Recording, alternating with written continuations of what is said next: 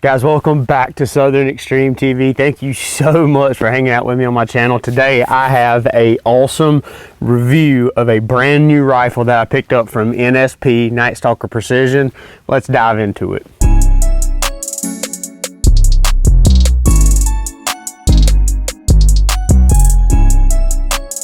So guys, thanks so much again for hanging out. If you are new to the channel, make sure you hit that subscribe button. We are trying to grow this thing to 100,000 subs. Today we are talking all about my brand new custom 6.5 Creedmoor that is full carbon fiber. I want to dive into kind of the components of the rifle, what products and manufacturers materials are in this rifle, kind of what it's made of.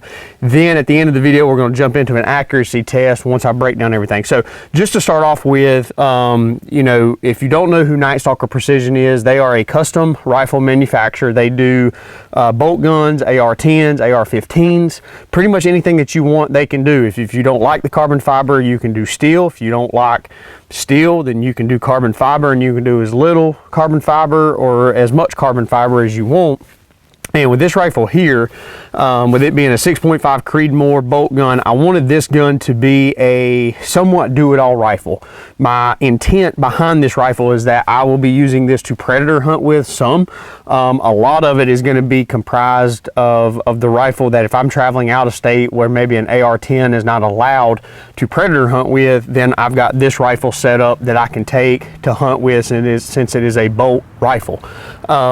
I also wanted the rifle to be very lightweight so that if I wanted to take it on a deer hunting trip or a different type of hunt besides a predator hunt, then I had that luxury of having a lightweight rifle that's also accurate, rugged, and durable. So I wanted to check all of those boxes with essentially a do-it-all type of rifle. And to me, this package right here has checked probably the most boxes of any rifle that I've done a review of so far. So let's talk kind of briefly about what all is in this rifle. So starting from the barrel, I've got a Preferred Barrel Blanks 20-inch carbon fiber barrel. Again, this is a 6.5 Creedmoor from Preferred Barrel Blanks. Probably the best looking carbon fiber barrel that I have had my hands on so far. Now I have shot several other carbon fiber barrels out there on the market. I've shot some of the Christensen Arms. I shot some of the BSFs. So the BSF carbon fiber barrel that I've shot, it's actually on my little 16.5-inch 308 that I had NSP build for me, and it is a very accurate barrel. So I'm really excited to see what type of groups and accuracy I can get out of this Preferred Barrel Blanks carbon fiber barrel. Because if it shoots as good as it looks, it's going to be absolutely fantastic. Working our way back to the action, I've got a Zermatt Origin action. So this action right here I really like because it comes with the full length Picatinny rail.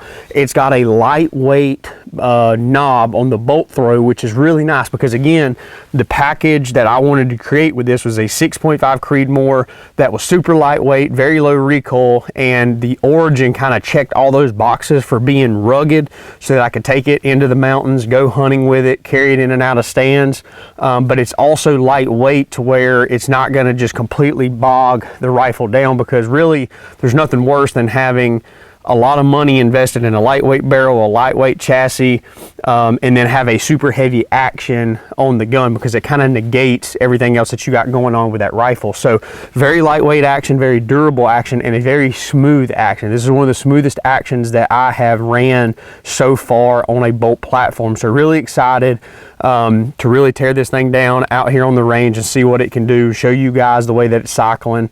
But so far I've been super impressed with this action. The chassis, let's talk about this chassis. So I've been doing some reviews over the last several months of a bunch of different chassis manufacturers, and they all manufacture some really nice chassis systems like Ultradyne, MDT, XLR.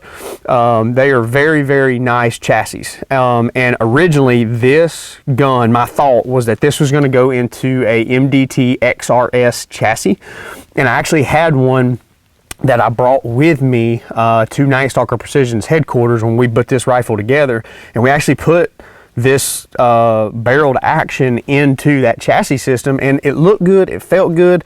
There was just something about it that didn't really mesh well, that I wasn't really a fan of, and I don't know exactly what, if it was because the XRS chassis from MDT is a little bit heavier of a chassis, and we had this super lightweight action with a super lightweight barrel, and it was just almost like it didn't go together. And sitting there bouncing some ideas off with Mark from Night Stalker Precision, he pulled out this MDT Hunt 26, or the HNT 26, and I'd seen the Hunt 26 online and kind of floating around the internet, and I've never actually held one in person. And he was like, hey, let's take it out of the box, let's throw that barreled action into this and just see what you think about it. And to tell you guys that I was blown away is going to be an understatement, because the weight reduction for this chassis versus the XRS that we had this in, I promise you we lost probably 3 pounds, it felt like. So really thrilled with this chassis that I selected to go into this gun. When we put it on there, Guffey was there with me, and we were just kind of, passing the gun around, letting everybody feel it, and it was just no questions asked, hands down, that this gun was born to be setting in this MDT Hunt 26 chassis system. So this chassis system is full carbon fiber. You got a full carbon fiber handrail, grip, and adjustable stock. So you've got all the adjustments of what you would see on like a typical competition style chassis system, but you get the weight reduction with everything being carbon fiber. One thing that I specifically like about this chassis system is that it has a built-in Arca rail. So you can see that my gun is actually mounted on to this Athlon tripod right now, and I have no plate on the underside of this rifle. I don't know if y'all can see it from this angle, but a lot of times if you have a chassis, if it doesn't have the built-in Arca, you have to have an extra plate that sticks down here on the bottom side. And to me, if I'm building a rifle where I may be going predator hunting with it, but also maybe going deer hunting with it, that right there can be a little aggravating carrying in and out of the woods if you've got that extra plate right here. But with this, they have the built-in Arca, which allows me to just set it straight into your favorite tripod, clamp it down, and this thing is not going anywhere. You can move it however you want. It is absolutely locked down. Then if you want to go on a different hunt where you don't need a tripod, you've got a real nice smooth bottom right here, so it's really comfortable to carry. So that right there to me is kind of what sold me on this chassis system, as well as the weight reduction. Now MDT on this chassis system, they do offer a folding, it's not a folding adapter, but you do have the ability to purchase this chassis with a folding stock. Now this stock does not have the folding mechanism, which again, probably where I'm going to be taking this rifle hunting, I'm not going to have a need really for that stock to be collapsible, because I'm not going to be breaking it down really short and compact to put into a book bag or anything like that. Plus, as lightweight as this rifle is, I really just didn't feel like I needed that. So absolutely love the chassis system that I've got on this gun. I think it's going to be fantastic.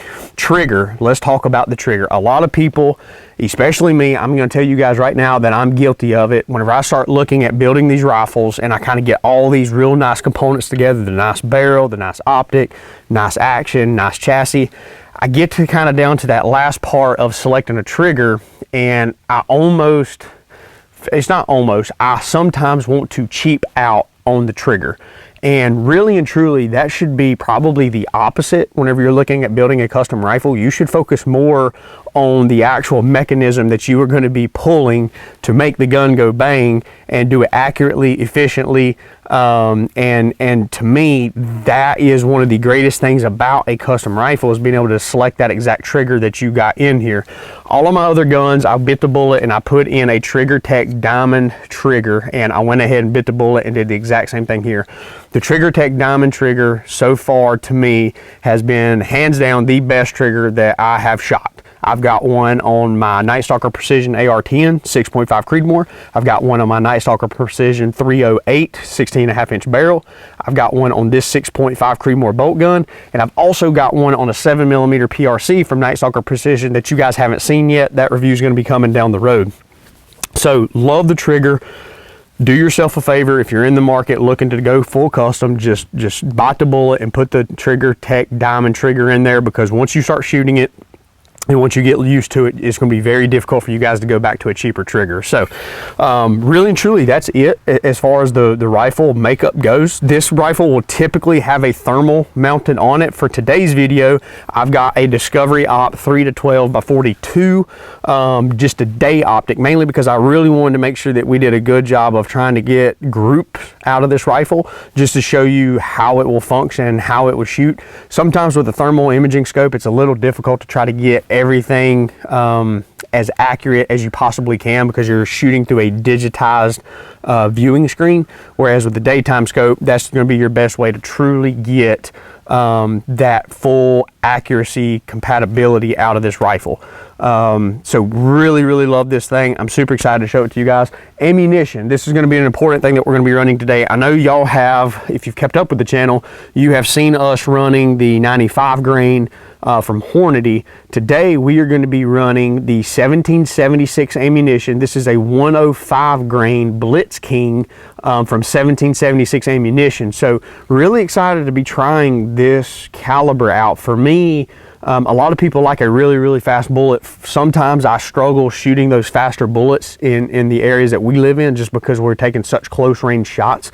So having that 105 grain bullet, to me, I'm really excited to shoot it, because it's not quite as heavy as that 129 grain like you would see from like a Hornady American whitetail or a normal whitetail, but it's not quite as fast as what you're seeing out of those 95s. To me, that feels like it might be that kind of perfect medium between a bullet that you can use for deer hunting, you can use for hog hunting, but then you can also use it for predator hunting as well. I think it's just going to be a do-it-all type of bullet, so I'm really excited to be testing those things out.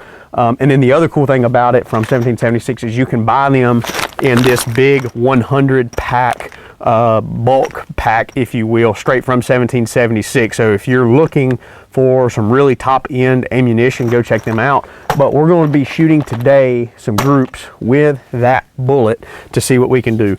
I've already bore sighted this gun, so there's actually a couple shots already downrange on the target we're going to be using. One shot is in the top left corner. That was the very first shot from the original bore sight location, so we'll have to rule that shot out, because what we're going to do is we're going to do 4 different groups. We're going to go top left, top right, bottom left, bottom right, and then we're going to take a look at this target and see exactly how this gun performs, and take a look at it. So one thing before I start shooting is the weight. I know I talk about how lightweight this rifle is. That's kind of the basis behind this video, right? It's a lightweight custom carbon fiber bolt gun without the optic, without the suppressor, without the ammunition in it, just barrel, chassis, and action, trigger, ready to go. This gun came in at 6.1 pounds. I seen it with my own eyes. I put it on the scale at Night Stalker Precision's warehouse.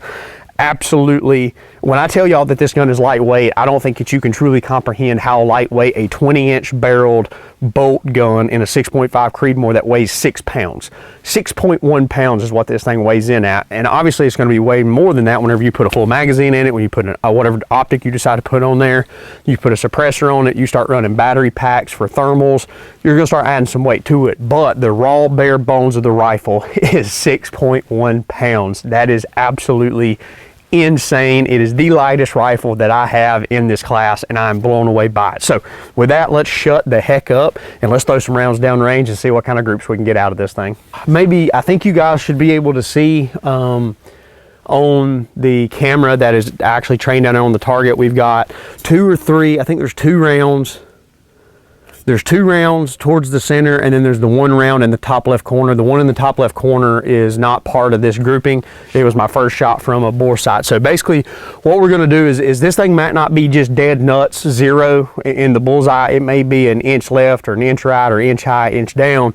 But mainly what we're going to be shooting for is trying to see what type of groups we can get out of this rifle with the preferred barrel blanks, barrel, the Zermatt Origin action, and the Hunt MDT 26 chassis. So action, absolutely beautiful. Like I said earlier, man, this is one of the smoothest actions that I have shot. So really excited to show you guys what this rifle can do. So we're gonna go to the top left corner. We're gonna do 3 round groups, as long as I don't fornicate these shots up. So first shot, top left corner, we're gonna do 3 shots.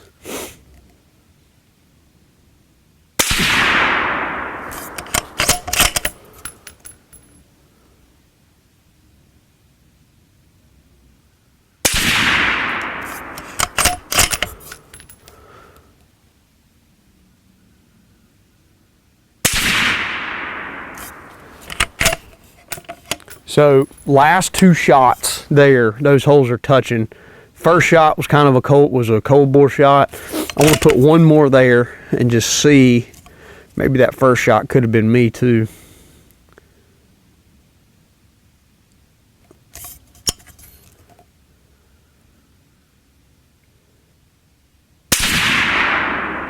Yeah. I think that's in there. That either hit the first hole or it went into one of the other holes as well. So let's get a couple more rounds loaded up, give the barrel and that suppressor just a couple seconds to kind of cool down. We're gonna load 3 or 4 rounds back into this magazine. Now this gun, it runs on standard AICS mags, so it's not gonna run on your typical AR-15 style magazines. You would have to buy a couple different, or a different type of magazine. This is from that is from Magpul, the magazine that I'm running here. And I believe I need to do some digging, but I do believe that this this MDT Hunt 26 is also capable of running MDT's flush mounted 3-round magazine. So you could actually get a magazine where this doesn't stub down. You can actually get a magazine that's flush with the top of this receiver, or top of this chassis.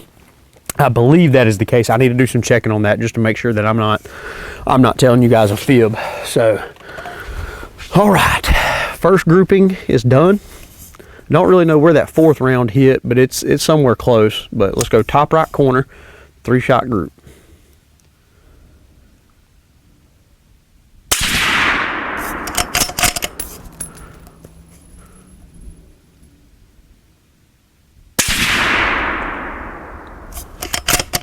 So that one through just a little bit.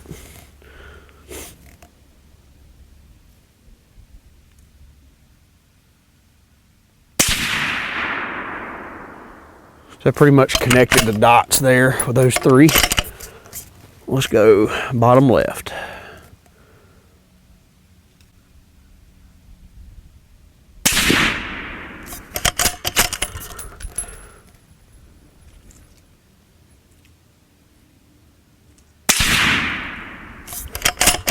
Them are touching, so that's good. Come on, Blake, don't mess this group up.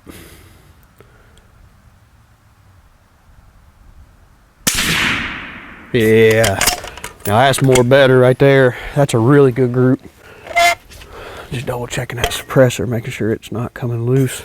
I think I've got exactly 1, 2, 3. I think I've got exactly 4 rounds left. So let's go ahead and knock out this last group on the bottom right.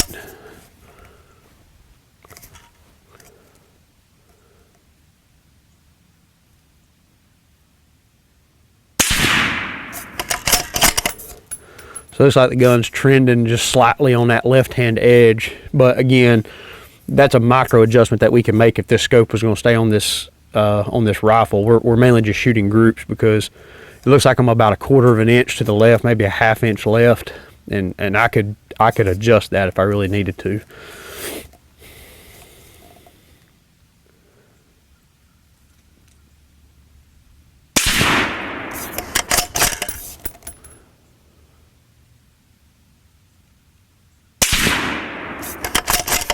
Last one.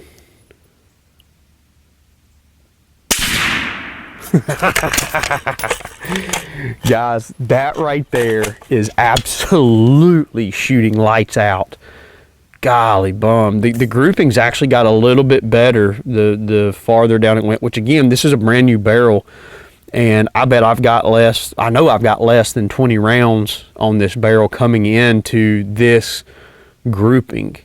So arguably the groups should get better as that barrel kind of gets broken in a little bit. But those last 2 groups were fantastic. I think that 3rd group might be probably the best one of them all. But man, that right there, and you want to talk about a smooth action and a crisp trigger, and the recoil for this gun to be a 6-pound rifle the recoil on this thing is non-existent. So if you're somebody who's got some kids, or you know, some younger people, or maybe a wife that would also be potentially using this type of gun as well, don't let the lightweight idea of this rifle worry you about it potentially kicking them to the point where they don't want to shoot this rifle, because recoil is absolutely beautiful on it. Now again, we're using a suppressor on the end of this, so the suppressor will help mitigate some of that recoil. But again, with a lighter weight rifle, you should initially, you know, just law of physics, you should feel more recoil with a lighter weight rifle versus a heavier rifle, unless you have a higher end lightweight rifle like this one, where it does a really good job of absorbing that recoil inside this carbon fiber stock, and it's just less of that recoil is transitioned into your shoulder. But awesome deal. Let's go grab this target and let's go take a look at what we just did. Man, I absolutely love making these videos for y'all. It is so much fun for me to come out onto the range and test out these guns, test out the accuracy, test out the ammunition. Just a really cool all-around experience. But let's talk about the grouping. So top left corner, the hole on the right hand edge of the bullseye, disregard that. That was my very first shot on the bore sight of this gun, trying to get it down to where we could actually make a shot. The 3 on the left hand edge is the first grouping. The first shot was the top left corner, or the top left edge, kind of that one random flyer. And remember, on this one, I shot 4 rounds at the first one. I had that flyer that was kind of up top. Very easily could have been me, could have been a cold bore, no telling what it could have been. But then down below it, we put 3 shots in a very small area. If you could take away the first shot, that right there would arguably be the best 3-shot group that I did on this entire target. However, factoring in that one flyer in the top left corner, that's probably the worst grouping that I've got. But again, that one flyer could have been me. Going over to the second grouping that we did, we shot the first shot on the lower side. Basically 3 shots straight up and down in a line. The first shot was the bottom one, the second shot was the top one, but then the third shot went straight in between the two, and basically cut them in half. So basically that right there is that's a MOA group right there. But I know that the gun will shoot better than that, because the previous 3-shot group that we just did, the gun shot better than that if you take away the first flyer. Bottom left grouping, the third grouping. To me, this grouping is probably going to be the best grouping. It's definitely sub MOA. My guess is that's probably knocking on the door of 0.5 MOA, because the first shot was dead center, up and down bullseye wise, just slightly on that left hand edge. And then the next 3 shots, or the next 2 shots, I'm sorry, the next 2 shots were just barely on the inside edge of that inch square. So it's going to be floating 0.5 MOA and potentially a little bit better. But I'm going to say that that's I'm going to say that it's 0.5 MOA just to be on the conservative side of things. But I think if you got a tape measure and put on there, it's actually going to be a little bit better than that, because again, these squares are inch squares. So if you've got 3 holes inside one of those squares, then essentially that's a very good way to measure that it's MOA. These 3 shots are basically in the top left corner of a 1-inch square. So probably not quite quarter MOA, but it's probably just a hair under 0.5 MOA. The next shot group to the bottom right, which is our last one, we shot 4 rounds. Now remember, this one's got 4 holes in it. The first one that we shot, I believe, was on the top edge, so kind of in that top left corner of that 1-inch square. And then we put 3 holes, pretty much hole and hole and hole, right there on that, just in that one bullseye. So if you were to take that one away, which very easily could have been me, which I don't think it was me, I think that was a very good demonstration of what this rifle can do. That right there again is going to be sub MOA. This one right here is probably what I would say is a true probably 0.5 MOA. It might be slightly above 0.5, might be, I don't think it's slightly under, because I think the third shot, or the third grouping, has the ability to be slightly under that 0.5 MOA, but this one over here is probably right at that 0.5 to 0.6 MOA, somewhere in that ballpark. So if you are not happy with shooting 4 or 5 rounds and getting holes touching every single time, then this is not the gun for you. This is not the setup for you. But if you do like accuracy and you do like bullet holes touching and stacking bullet holes on top of one another, then this rifle right here can be for you. Really impressed with that rifle and the capability of this rifle. But again, we've got to remember that it's not just the rifle that goes into that. It's the ammunition as well. Having good quality ammunition that you're shooting out of this gun can make or break it, because you may have the most accurate gun in the world, but if you shoot, you know, crappy ammo where the tolerances are not that great, then you're going to have crappy groupings, and you're going to have a bad experience with that rifle. Now, that's not to say that some rifles like some ammunition better than others, but for the most part, of all the testing that I have done with 1776 and their ammo between a 308 and their 6.5 Creedmoors, and then eventually going to be their 7mm PRC ammunition that we're going to be testing, I've had great success out of all these rifles, all the gun, and they've all been tested with Night Stalker precision rifles as well. I want to point that out, that all of the NSP rifles that I've tested, I have tested with 1776, and every one of them likes it. So kudos to them for being an awesome channel sponsor,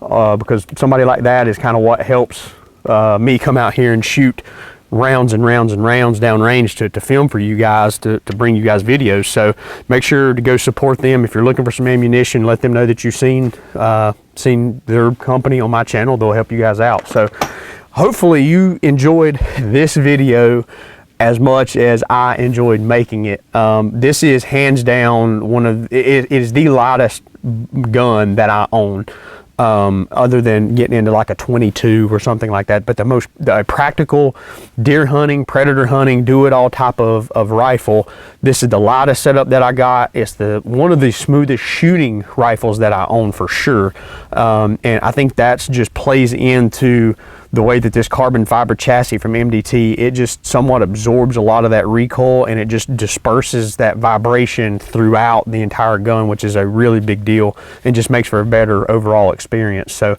I'm absolutely tickled to death. I want to thank everybody that kind of chipped in on this rifle build, because if it wasn't for Zermatt, if it wasn't for Preferred Barrel Blanks, if it wasn't for Mark over at Night Stalker Precision, then this video wouldn't be possible.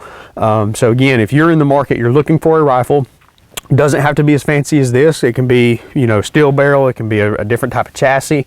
If you're looking for a new gun, make sure you at least reach out to Mark with Night Stalker Precision, because he can help kind of guide you in a specific direction, because maybe this type of gun is not necessarily what you need. Maybe you need something that's a little bit beefier of a chassis, that's a little heavier. Maybe you're shooting competition and you need a heavier rifle.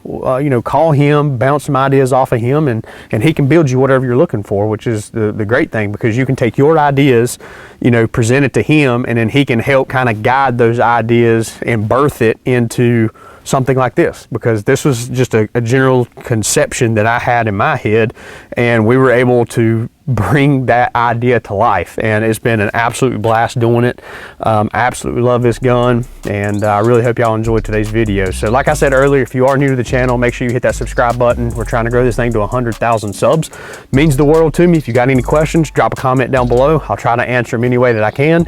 Until next time, I'll see y'all in the next video.